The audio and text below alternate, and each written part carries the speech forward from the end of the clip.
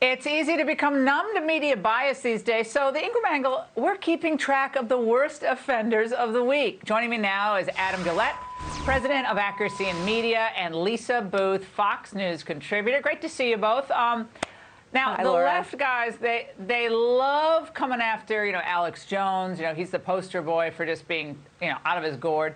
But he doesn't have a primetime show at a major network last time I checked. So we want to begin this edition of Worst in Media with the insanity that was Joy Reid this week. Watch.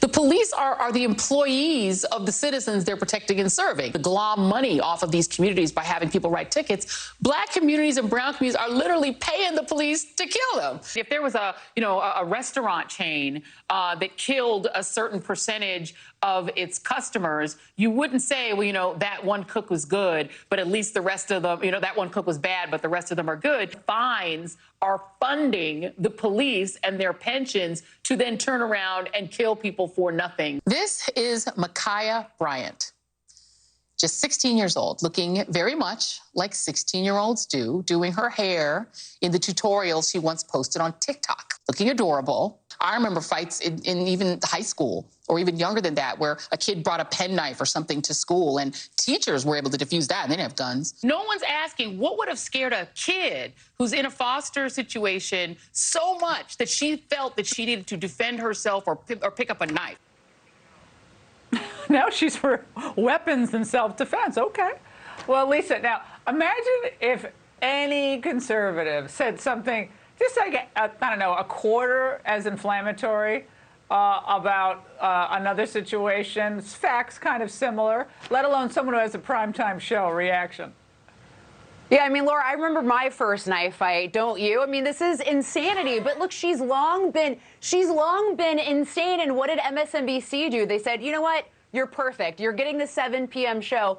But it's such liberal privilege because if any conservative said half of the crazy things she did, they would be canned, off air, and completely canceled. But she's got the 7 p.m., so there you go.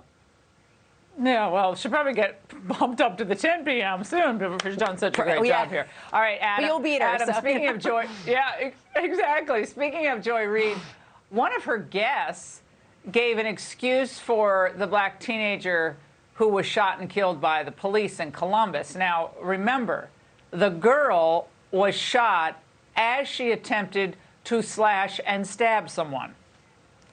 If that is the standard, then no black person is really, truly going to be safe if we cannot be having a bad day, if we cannot defend ourselves and we think we are going to get jumped. Ma'Khia Bryant was a child, like Tamir Rice was a child. People just see her as the aggressor. They don't see her humanity. They have adultified her.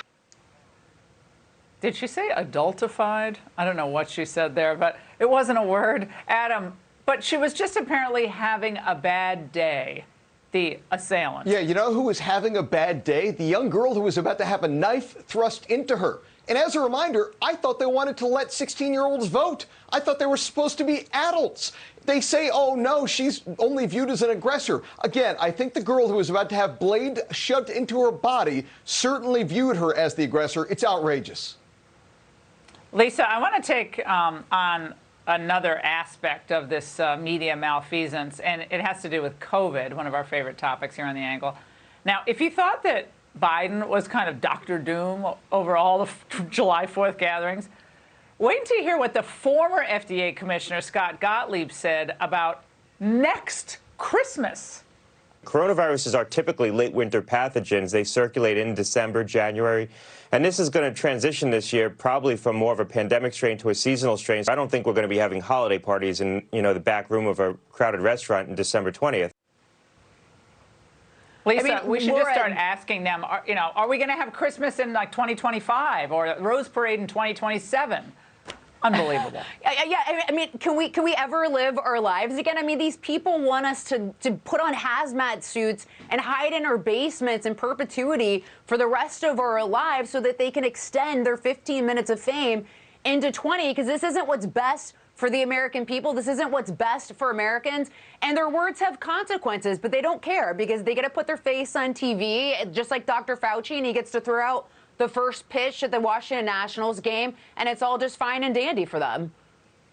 Or if you have on the board of one of our major drug companies, I believe advisor Scott Gottlieb is, maybe you have other reasons for wanting to push this kind of paranoia. And it certainly leads to vaccine hesitancy. If you don't get your life back, what's the point of the vaccine?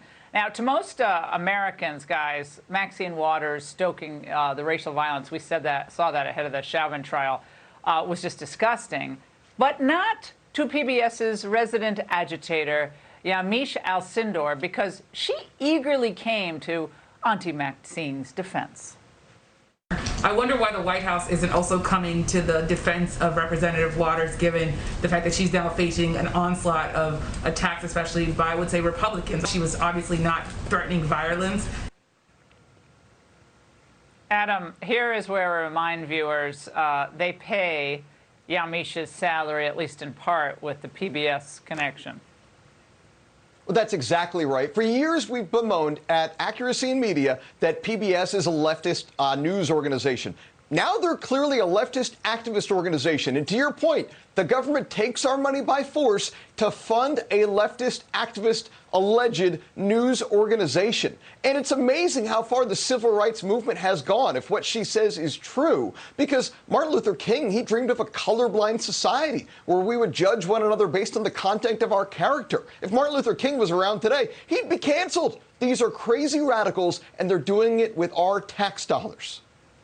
And they're not reporters anymore, Lisa. They're agitators. They're saying, why aren't you saying this? And Joe, why aren't you doing this? And why aren't you getting rid of the filibuster? I mean, these are like board meetings where the board members are being absolutely assaulted by shareholders, meaning the press, telling them we want you to buy this company. I mean, the pressure being put on politicians by the media.